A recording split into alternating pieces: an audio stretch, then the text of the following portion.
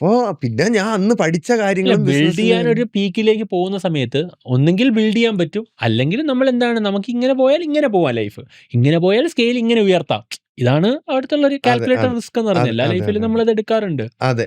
പക്ഷെ ആ കാൽക്കുലേഷൻ വേണം അതെ, എന്നാണ്. അതെ, ഡെഫിനറ്റ്ലി. നമ്മൾ ബ്ലൈൻഡ് ആയിട്ട് എടുത്ത് ചാടിക്കഴിഞ്ഞാലാണ് നമുക്ക് റിസ്ക് ഭയങ്കര കൂടുതൽ. അതെ, ആ അതെ. റിസ്ക് ചിലപ്പോൾ നമുക്ക് താങ്ങാൻ പറ്റുമെന്ന് തിരിച്ചു വരില്ല. പോയിട്ട് നമുക്ക് സെറ്റിൽ ചെയ്യാൻ പറ്റില്ലെങ്കിൽ പണി കിട്ടും. പണി കിട്ടും. തിരിച്ചു പോയാലും അവിടെ ഒരു ലൈഫ് ഉണ്ടെന്നുള്ളത് ഉറപ്പിച്ചിട്ട് ഇപ്പുറത്തേക്ക് ഇറങ്ങിയിട്ട് എന്ത് ചെയ്യുക, പണിയെടുക്കുക എന്നുള്ളതാണ് ഉം.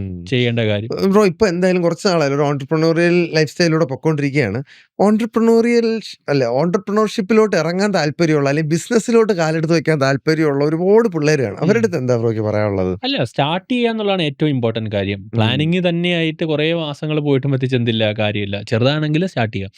പിന്നെ ചെറുതായിട്ട് സ്റ്റാർട്ട് ചെയ്യാതൊരു ചമ്മൽ ഉണ്ടാവണ്ട. ഞാൻ ചെയ്യുന്ന സാധനം വൃത്തിയിൽ ചെയ്യുന്നത് അഭിമാനത്തോടുകൂടി പറയാൻ ശ്രമിച്ച് സ്റ്റാർട്ട് ചെയ്യുക. ഉം. പിന്നെ ഏത് ബിസിനസ് ആയാലും